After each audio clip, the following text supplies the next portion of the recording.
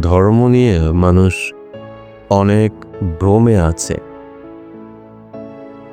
কেউ ভাবে ধর্ম মানে নামাজ, প্রার্থনা, পূজা।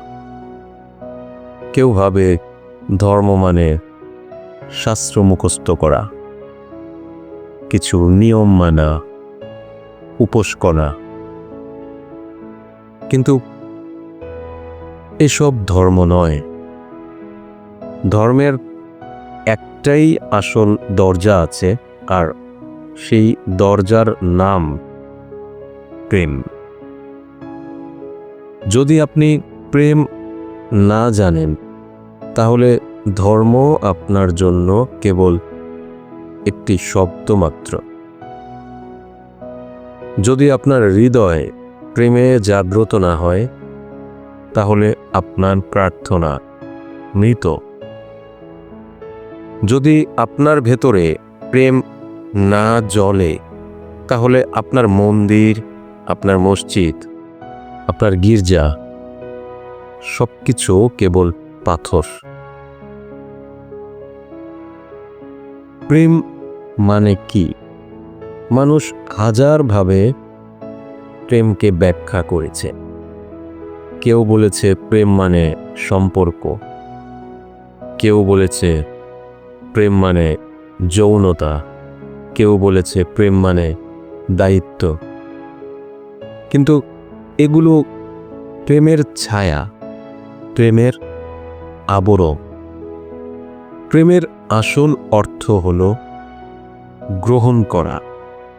প্রেম মানে কাউকে যেমন আছে তেমন করেই মেনে নেওয়া, কোনো শর্ত ছাড়া, কোনো প্রত্যাশা ছাড়া, কোনো দাবি ছাড়া।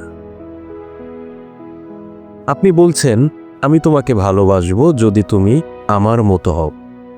এটা প্রেম নয়, এটা বাণিজ্য, এটা চুক্তি, এটা বাজারের হিসাব। প্রেম মানে আপনি বলছেন, তুমি যেমন, আমি তোমাকে তেমনই ভালোবাসি।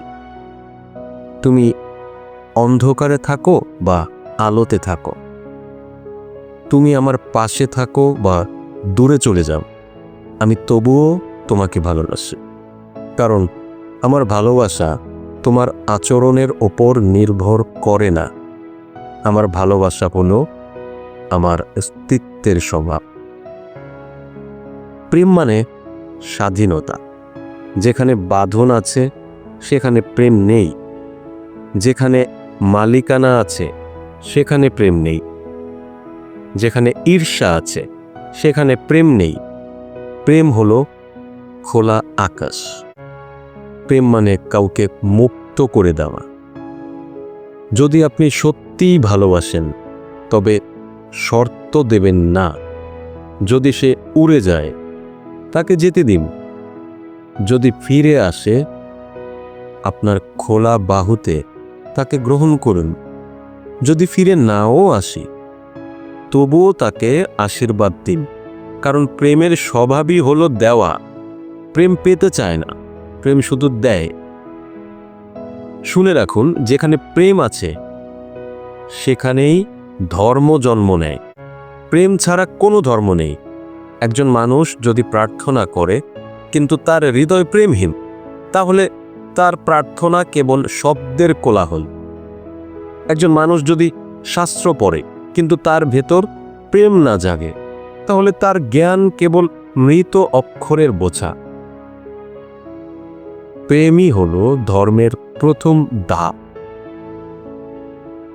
প্রেম থেকে আপনি ধ্যানের দিকে যাবেন, প্রেম থেকে আপনি আনন্দের দিকে যাবেন, প্রেম থেকে আপনি ঈশ্বরের দিকে যাবেন।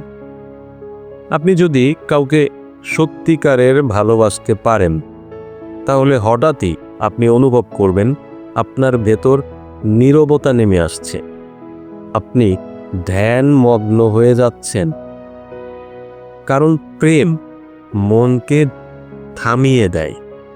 প্রেমে মন গলে যায়। প্রেমে আপনি আর আপনি থাকেন না। শুধু দুজন নয়, পুরো অস্তিত্বই এক হয়ে যায়। প্রেম মানে আমি আর তুমি মিলেমিশে এক হয়ে যাওয়া।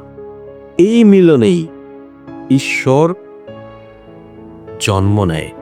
প্রেম মানে শুধু নারী পুরুষের সম্পর্ক নয়, প্রেম মানে শিশুর চোখে তাকিয়ে হাসা। প্রেম মানে গাছের পাতায় হাত রাখা। প্রেম মানে আকাশের নীলকে অনুভব করা।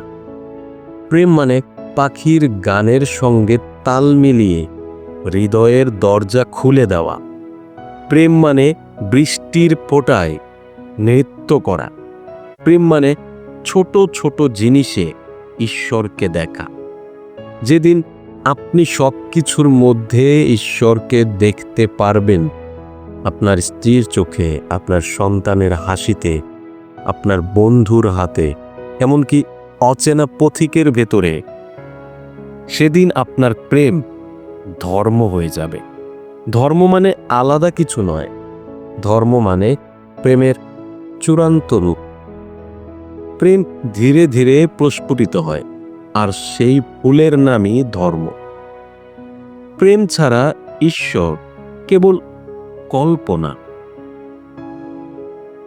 যেদিন প্রেম আসে, সেদিন সব কিছু বদলে যায়। তখন মন্দির বাইরে নয়, আপনার হৃদয়ে। তখন প্রার্থনা বাইরে নয়, আপনার প্রতিটি নিঃশ্বাসে।